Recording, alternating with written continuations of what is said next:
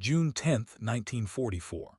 A German sniper's bullet punches through Staff Sergeant Walter Ehlers's back, glances off his rib and tears through his pack.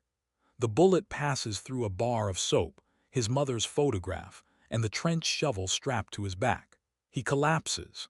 His automatic rifleman goes down next to him, shot through the leg and arm. Ehlers gets back up. He kills the sniper. Then he carries the wounded man to safety, runs back across the open field under machine gun fire, retrieves the Browning automatic rifle, and refuses evacuation.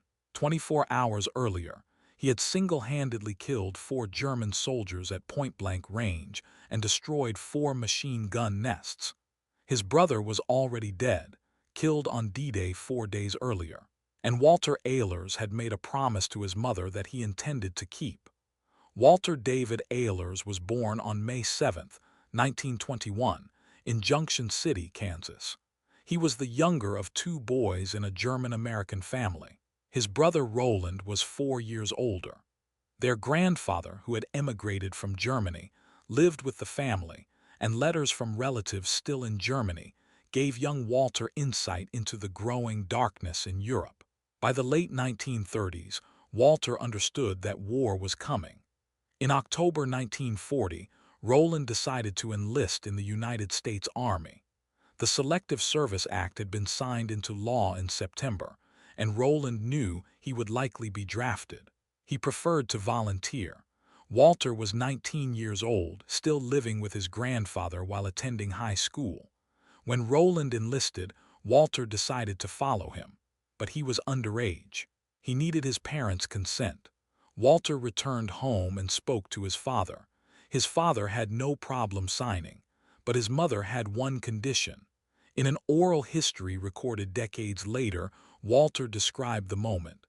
"My mother looked me square in the eye and she said, 'Son,' she says, 'I'll only sign on one condition. You promise to be a Christian soldier.' So I told her. Well, I was a little bit taken aback, but I said, 'I'll do my very best.'" Walter enlisted in October 1940 with his brother. They went through training together. They deployed together. They fought together. From October 1940 to June 1944, Roland and Walter Ehlers were never separated. Not in training, not in combat, not through 3 amphibious invasions in 2 different theaters of war. The brothers were first assigned to the 3rd Infantry Division and landed in North Africa in November 1942. They fought at El Getter and other battles against German forces. Then they were reassigned to K Company, 18th Infantry Regiment, 1st Infantry Division, better known as the Big Red One. In July 1943, they landed at Gela in Sicily. The 1st Division suffered over 1,700 casualties in 5 weeks. Many more were weakened by malaria, jaundice, and malnutrition. Roland was wounded in Sicily and required medical treatment, but he recovered and rejoined Walter in England in late 1943. The 1st Division had been selected to lead the invasion of northern France. It would be their 3rd amphibious assault, and the largest. Despite the depleted ranks, despite the exhaustion, despite everything they had already been through, the Big Red One was going to Normandy. Roland and Walter trained together in England through the winter and spring of 1944. Then, just before the invasion, the brothers were separated for the first time. After the loss of the Sullivan brothers, 5 siblings killed when their ship was sunk in the Pacific, the military had adopted a policy of separating brothers before major operations. Roland stayed with K Company. Walter was reassigned to L Company. The brothers made a promise. They would meet on the beach after the landing. They would find each other after the fighting was done. On June 6, 1944, the Allied invasion of Normandy began. The 1st Infantry Division was part of the 1st and 2nd waves hitting Omaha Beach. Roland Ehlers was in the 1st wave with K Company. As his landing craft approached the shore, a German mortar shell struck the ramp. The explosion killed Roland instantly. It killed his entire squad. Walter Ehlers was in the 2nd wave with L Company. His squad waited offshore in a landing craft infantry while the 1st wave landed. When the first wave became pinned down on the beach, Walter's unit was transferred to a Higgins boat and sent forward early to assist.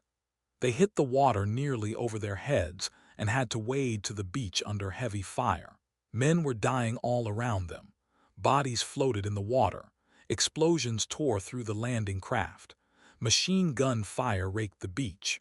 Under Walter Aylers's leadership, every man in his 12-man squad made it off the beach. They fought their way up the bluffs. They captured a German pillbox. They pushed inland toward their objective, the town of Trévieres, 5 miles from the coast. That evening, Walter tried to find his brother. He asked other soldiers if they had seen Roland. Nobody knew. Then he learned Roland was listed as missing in action. Walter did not know his brother was dead. He suspected it, but he did not have confirmation. So he led his men forward, pushing deeper into the hedgerows of Normandy. He would not learn the truth about Roland until mid-July, when Roland's commanding officer personally delivered the news. The hedgerows of Normandy were a nightmare. Centuries-old earthen banks topped with thick vegetation, dividing the countryside into a maze of small fields. Each field was a potential kill zone. Each hedgerow concealed enemy positions. Visibility was measured in yards, not miles. Artillery was ineffective. Tanks struggled to maneuver. The fighting had to be done at close range, squad by squad, hedgerow by hedgerow. By June 9th, L Company had advanced 8 miles inland to the area near Gauville, France. Walter Aylers was now a staff sergeant and squad leader. He had been in combat for over a year and a half. He knew how to read the terrain. He knew how to smell the enemy. He knew when to attack and when to pull back. His men trusted him. They followed him. And on June 9th, he led them into a fight that would earn him the Medal of Honor. The platoon was ordered to advance across an open field toward German positions. As they moved forward, machine gun fire pinned them down. Walter did not wait for orders.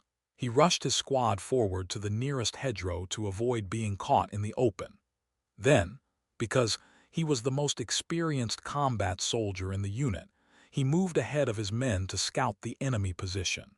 Walter went down the hedgerow, moving toward the sound of machine gun fire. He climbed up on a bank. Then he came face to face with 4 German soldiers on patrol. They were close as the width of a room. All 4 had their weapons pointed at him. Walter had a split second to react. Either he shot them or they shot him. In his oral history, Walter described the moment. "I didn't have any choice. I had to make a real fast decision. Either I shot them or they're going to shoot me. So I just went like this, pulled my trigger 4 times and got all 4 of them." Walter reloaded. He ordered his men to fix bayonets and follow him up the hedgerow. They advanced toward the machine gun nest. Walter reached it first. He killed the gunner. His men told him to stab the wounded German with his bayonet. Walter refused. "I've still got bullets in my gun," he said. He shot the man instead. Let us know in the comments where you are watching this from. Are you in the United States, Germany, the United Kingdom, or somewhere else? We would love to know who is keeping these stories alive. Walter climbed up on a mound. Below him, he saw 2 German mortar positions, 80mm mortars, the big heavy ones. Crews were standing by, ready to fire. When the Germans saw Walter appear on the mound, their eyes went wide. Walter ordered them to halt. They did not. They started to run. Walter and his men opened fire. They killed or drove off the entire mortar section. Walter personally killed 3 men. Then Walter turned his attention to another machine gun position. His squad provided covering fire as he advanced.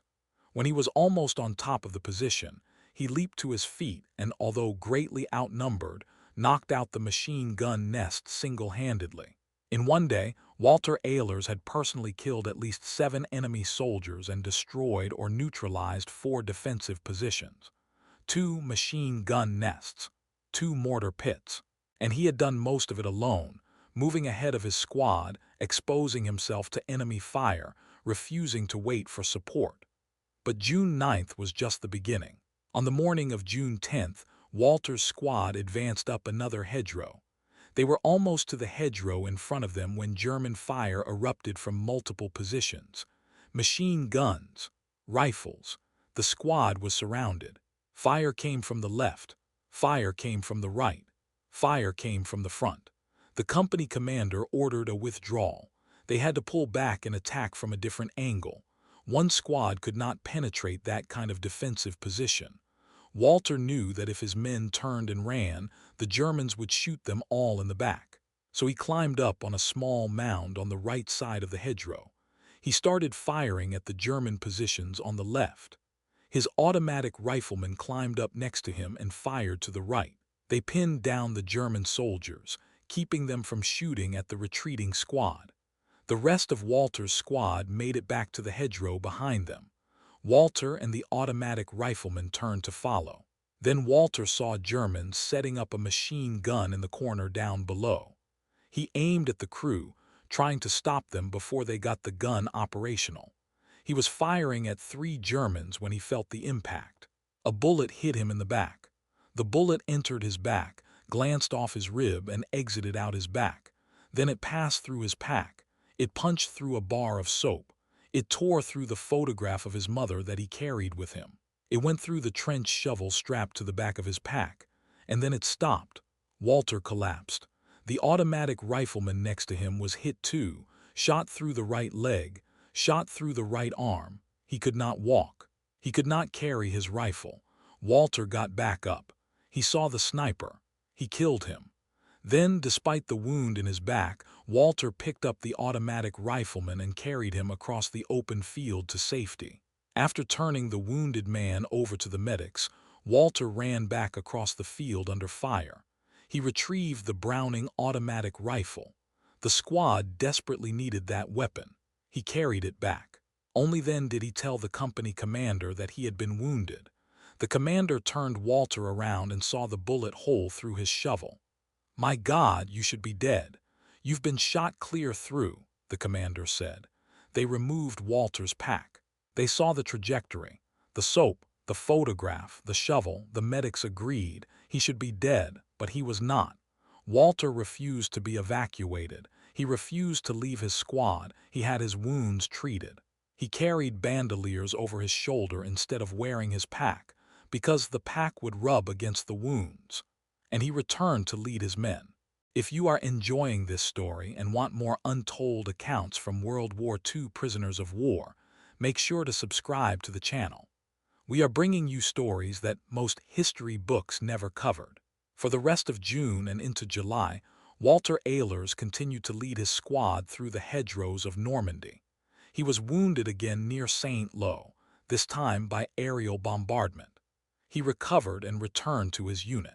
In the fall, the 1st Division fought in the Huichin Forest, one of the bloodiest battles in the European theater. Walter was wounded a 3rd time, hit by a mortar shell. This time, the wound required hospitalization.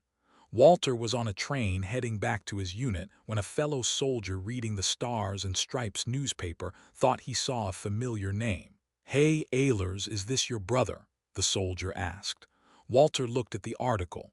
It was not his brother. It was him. He had been awarded the Medal of Honor for his actions on June 9th and 10th near Gaville, France. When Walter reported to the command post, a colonel asked him what he was doing there. He was supposed to be back in the United States to receive the Medal of Honor from the president. Walter had also been commissioned as a 2nd lieutenant on December 9th, 1944. In mid-December, Lieutenant Walter Ehlers was sent to Paris, where he received the Medal of Honor from General John C. H. Lee on behalf of President Roosevelt. Walter was given 30 days leave to return home to Kansas. He saw his mother. He told her about Roland. He showed her the Medal of Honor, and he told her that he had kept his promise. He had been a Christian soldier, but the promise had come with a cost. In his oral history, Walter spoke about the conflict he felt between his mother's request and his duty as a soldier. To justify being able to kill the enemy, because that was my duty. I was fighting for freedom. That's all we fought for in the United States Army, from the Revolutionary War up to the current wars. World War I and then World War II, That was for freedom. We fought Nazism, fascism, and imperialism, and all three nations became democracies after the war was over. After his leave, Walter requested to return to his unit. He rejoined C Company of the 18th Infantry Regiment in March 1945 and fought in the Rhine River Valley. He survived an accidental shooting that spring, which left a .30 caliber bullet lodged in his leg. He survived a Jeep accident in July that left him bruised but not seriously injured. After 3 years of fighting, after 4 combat wounds, after earning the Medal of Honor, Walter Ehlers finally went home. Let us put this story in context. On D-Day, June 6, 1944, approximately 156,000 Allied troops landed in Normandy. Of those, 73,000 were American. The 1st Infantry Division hit Omaha Beach in the first and second waves. Casualties were catastrophic. Over 2,000 Americans were killed, wounded, or missing on Omaha Beach alone. Roland Ehlers was one of them. Between June 6 and the end of August 1944, the 1st Infantry Division suffered over 13,000 casualties. Killed, wounded, missing, captured. The hedgerow fighting in Normandy was some of the most brutal combat of the entire war. Visibility was 10 to 15 yards. Every field was a potential ambush. Every hedgerow concealed enemy positions. The casualty rate for infantry squad leaders was extraordinarily high. Most did not survive their first week in combat. Walter Ehlers led his squad for months. He fought in North Africa. He fought in Sicily. He fought in Normandy. He fought in the Huichin Forest. He was wounded 4 times, and he refused evacuation 3 of those times. His actions on June 9th and 10th, 1944, resulted in the destruction of at least 4 machine gun nests, 2 mortar positions, and the deaths of at least 10 enemy soldiers. His leadership saved his entire platoon from annihilation on June 10th, when they were surrounded and forced to withdraw. Only 464 Medals of Honor were awarded for actions during World War II. Walter Ehlers was one of them.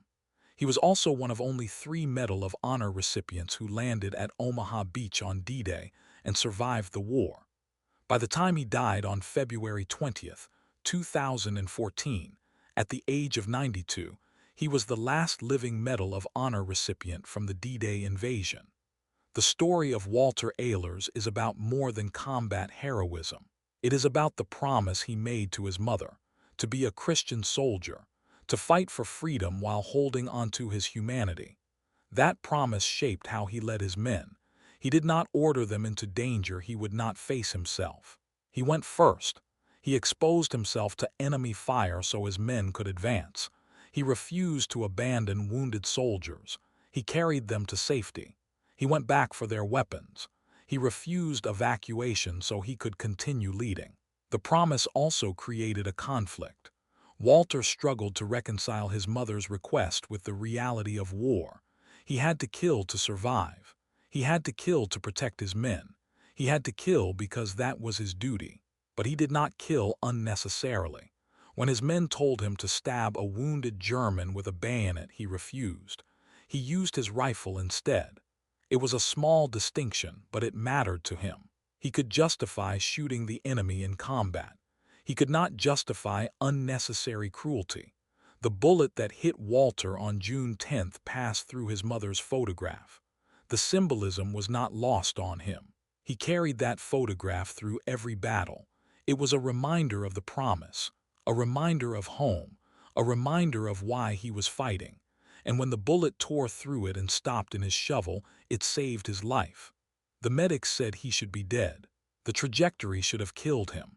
But the bullet passed through just the right angle, glanced off just the right rib, and exited before it could do fatal damage.